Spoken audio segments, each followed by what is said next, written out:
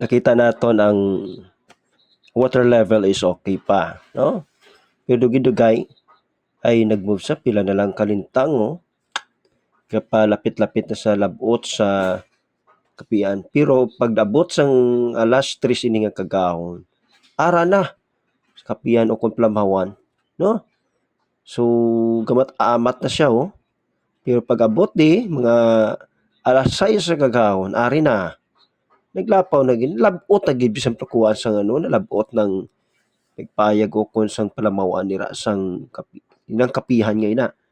So amo na sitwasyon sa Kamugaw Bridge, no, Hilabangan River Ilog.